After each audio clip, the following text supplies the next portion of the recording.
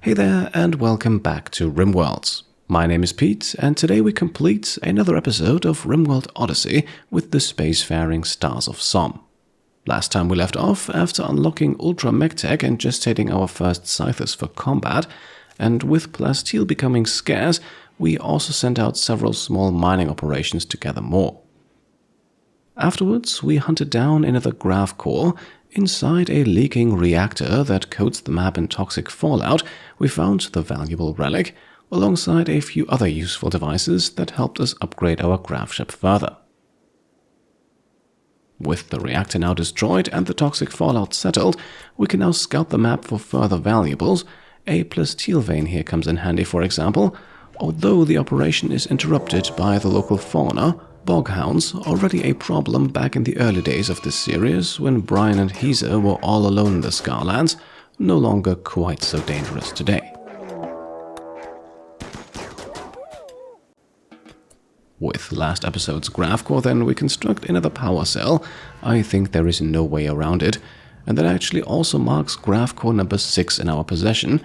3 were used on grav field extenders to upgrade the Heezer, and 3 on power cells.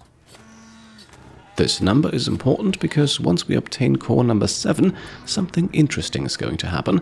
I won't spoil it yet, suffice it to say that our crew is coming closer to their story's grand finale.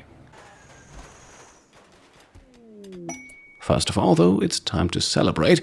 Fabian throws a party that will help the mood around here, and a short while later we receive a potentially interesting quest. A monument needs to be built.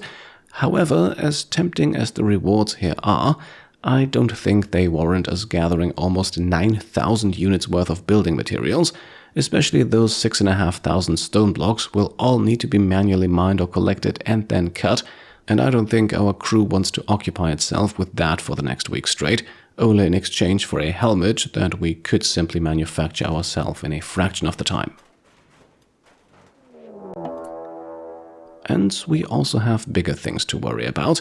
Our prisoners breaking out, half of their limbs already missing, but sadly still very determined, so unfortunately Saber and Alex move in again.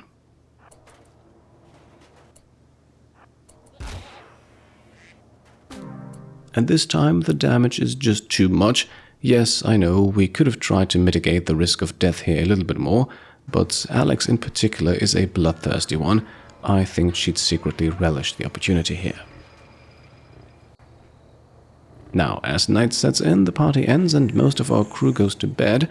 Saber keeps mining though, and a few hours later, we are informed that a new scyther has finished gestating. So, as always, chosen from the list of channel supporters in the naming rights tier and above, we welcome Dexter to the colony, our second scyther, and probably not the last. Although to make more, we'll need to find a willing target for the subscore soft scanner, and, well, we just killed the last one. Final preparations for liftoff then. We've got some steel nearby that we can mine while our animals are allowed a few hours to freely graze, what little fertile soil we have on the map at least, and then with over 1,000 units of steel in our storage bay, we can lift off. In the last episode, we learned of an infested settlement that could house hidden valuables, so let's go there now, right onto the ice sheet.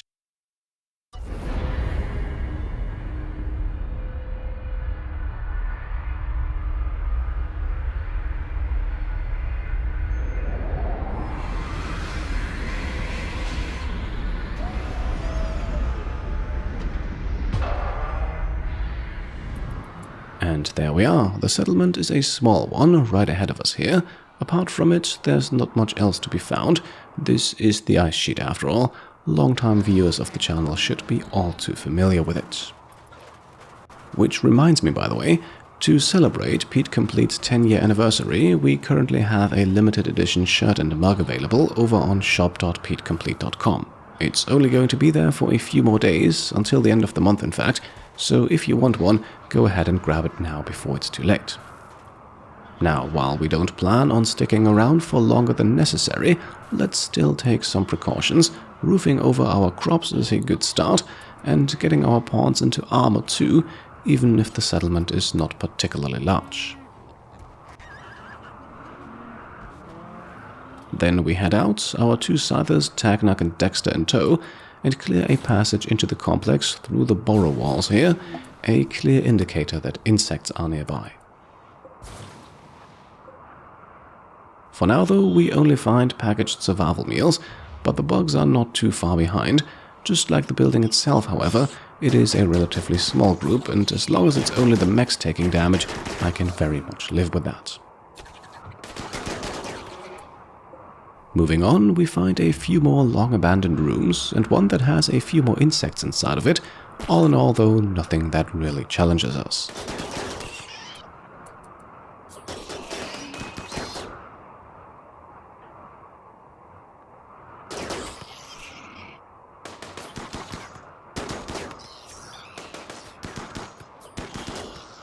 Behind the burrow wall, then, we find a secret crate. In the southwestern corner here, another survival meal pallet, and in the chamber at the bottom here, another bug fight, and a second sealed crate later on.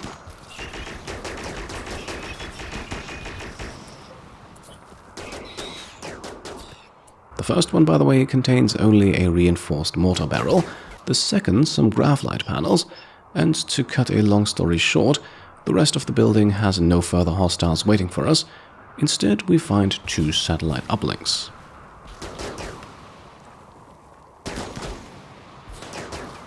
Furion hacks the first, a few hours later, detecting a ruined space dock in orbit, a massive wreckage that might contain valuables, but also hostile scavengers.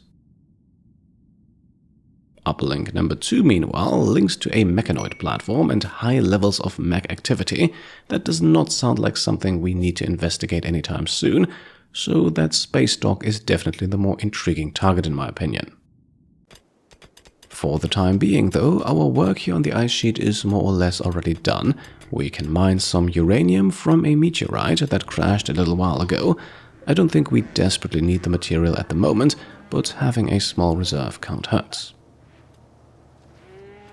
Eventually, we are also informed that Deborah has progressed into the third and final trimester of her pregnancy, so we should think about making preparations for the birth.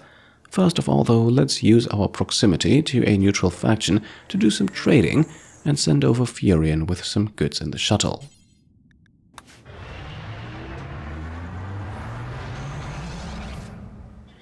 The outpost unfortunately has nothing worth purchasing, but we can unload a few hundred silver worth of furs and leathers and then return home, just in time to witness Fabian and Zero begin their marriage ceremony.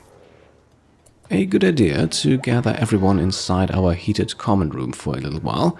Outside temperatures are not exactly hospitable, and so we celebrate until we are ready to lift off again.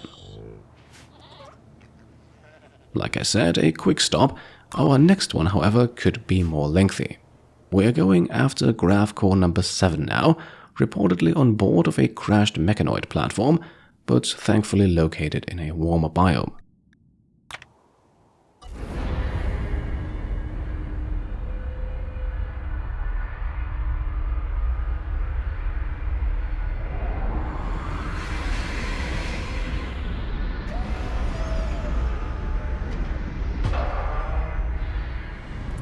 Now, as we land, we take in our surroundings.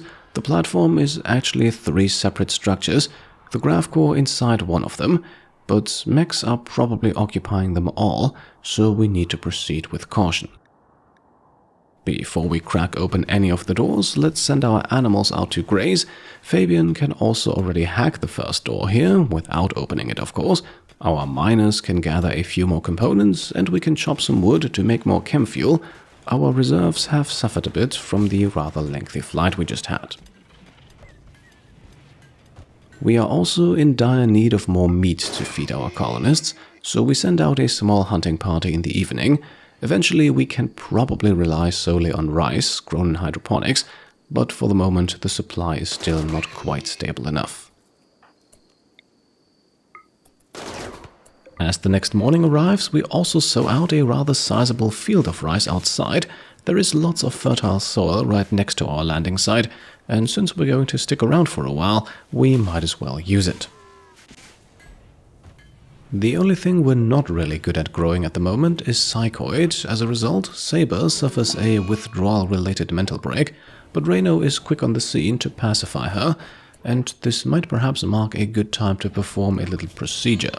Saber is suffering from kidney damage for a long time now, and Brent has just finished making a detoxifier kidney, so let's put that in now to cure her condition and to even improve her bodily functions overall. Shortly after, we are informed that Terra Kittens has given birth, our herd of Alpha Thrumbos is growing, and we can now welcome Lord Tomato to the team, once again named after a channel supporter. The rest of the day remains uneventful. We are in no hurry to raid these mech complexes, so let's get all that rice into the ground first, wait out the night, and then prepare for combat on the following morning. For mood reasons, Saber stays home, but Alex has 2 scythers by her side as we now crack open the first door here. Initially, we don't find anything until Tagnok discovers some mech vats in the room deeper inside. Now, not all of these contain mechanoids, only those with a glowing red light, and they're actually pretty disadvantageous for our enemies. Every time a mech emerges from one of these vats, they do so in the stunned condition, giving us plenty of time to unload before we are at the risk of taking damage. If we keep our distance and shoot the active vats one by one, we can also nicely control the flow of mechs into the room. If we were to just rush ahead here, we could easily get ourselves swamped. Destroying the empty vats is technically not necessary, but it removes obstacles from our line of fire. In any case, after a few moments, the room is cleared, and apart from Scyther Tagnug, no one has taken any damage yet. We discover another smaller mech presence to the north as well as to the south, and since Alpha Thrumbo Terra Kittens is still set to attack any enemies nearby and rushes ahead, we have no other choice but to follow suit. She could probably take out the entire room here by herself, but we don't need to risk unnecessary injuries.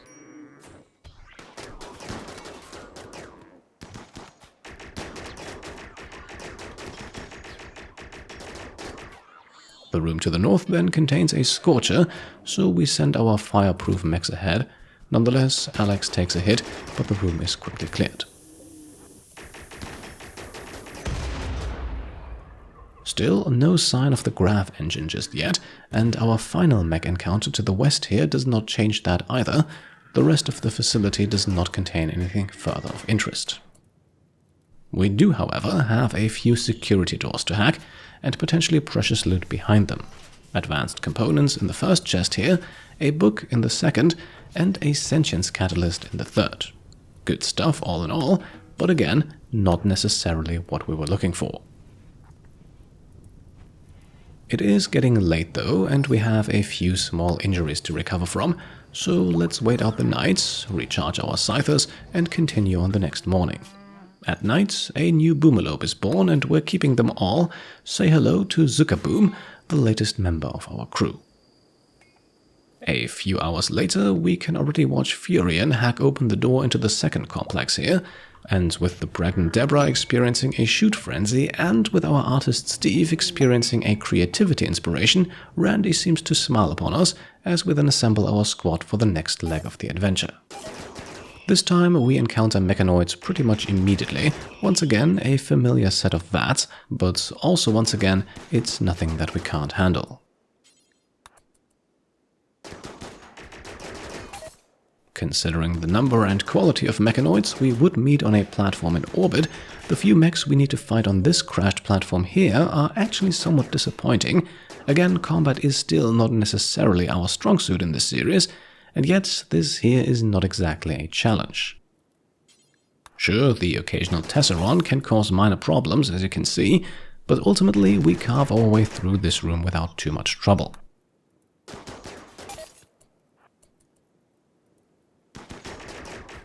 As we then advance, we meet more resistance in the southwestern corner here. Once again though, since only 4 of the 6 vats have mechs inside of them, the fight is relatively short-lived.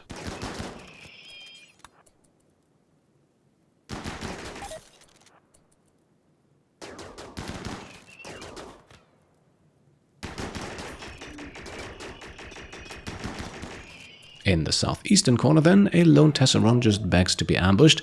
We are gladly of service and then reward ourselves by opening the first sealed crate here, which contains our very first unique weapon. These are special versions of the weapons in the game and were introduced with the Odyssey expansion. This unique minigun here, for example, is not only of legendary quality, but also has the piercing rounds trait, a 20% improvement to armor penetration. Sadly, it's not a flat 20% bonus, but rather added to the multiplier, so in the end the weapon still only has an AP of 27%, but for a minigun that's a fantastic value, and so we should try to find a use for this weapon. One more mechanoid vat than on the right here, quickly taken care of, and in the room beyond, a turret and a few more small mechs, once again nothing to worry about.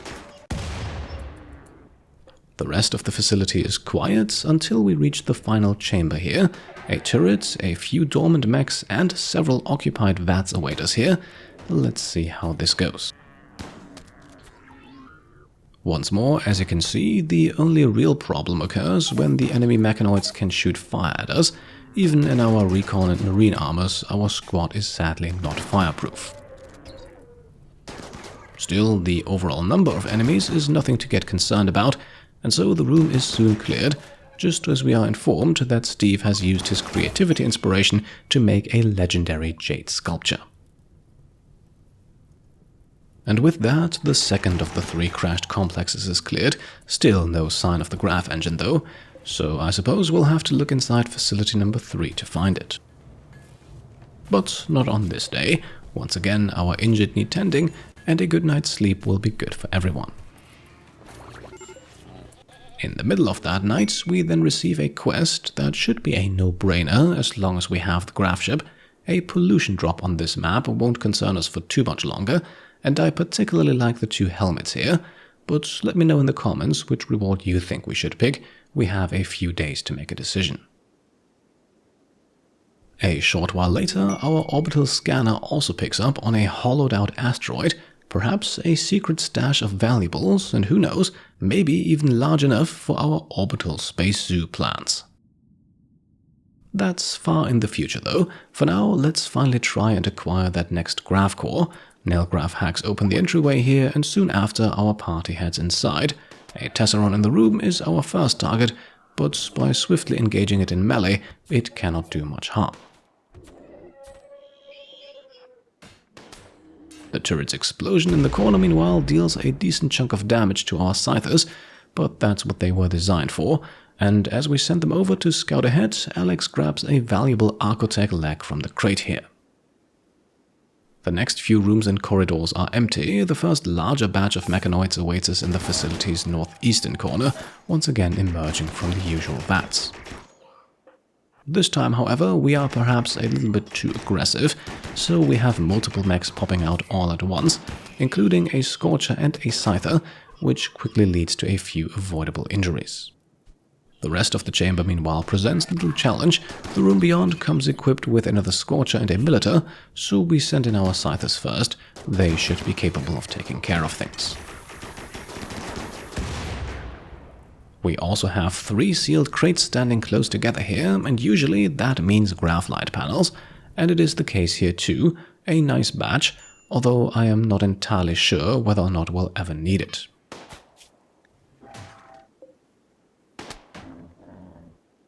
Eventually then, as we crack open the next door, we find it, the ancient grav engine we were looking for. For being the grand prize of this expedition, it is only protected by a small number of mechanoids, quickly disposed of by our assembled combat force.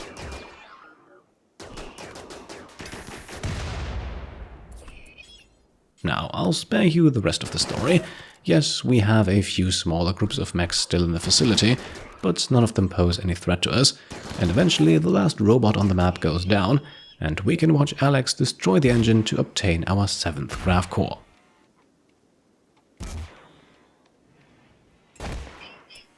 Behind another locked door then, we find one more sealed crate too, inside even more grav light panels. And there we go, yet another Gravcore is in our possession, and apart from a few minor burns and bruises, it didn't actually cost us too much. Yes, we definitely had a few that were easier to acquire, but this one wasn't too hard either. And now I suppose we need to wait a little while until the game finds the courage to tell us what happens next. So for the moment, let's take care of the injured, put our pawns back into their everyday outfits, and gather more useful materials, including meat, which is once again in short supply. Hunting a group of bison should hopefully change that.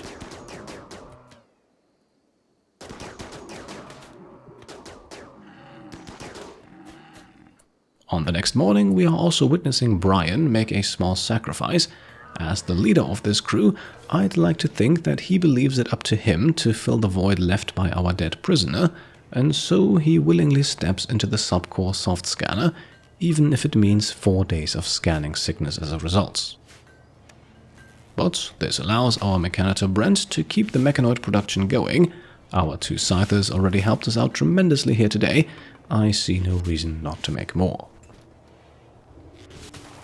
And with that, I think we have also reached a good point to make the cut for today. This episode's fan art is a small comic strip made by Nick.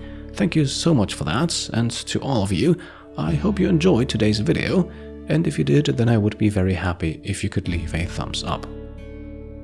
If you like what I'm doing and want to support me and my channel further, then you can of course go ahead and subscribe to stay up to date, grab some merch over on shop.petecomplete.com, or become a channel member or Patreon supporter. Thank you all for watching, and I'll see you next time. Cheers.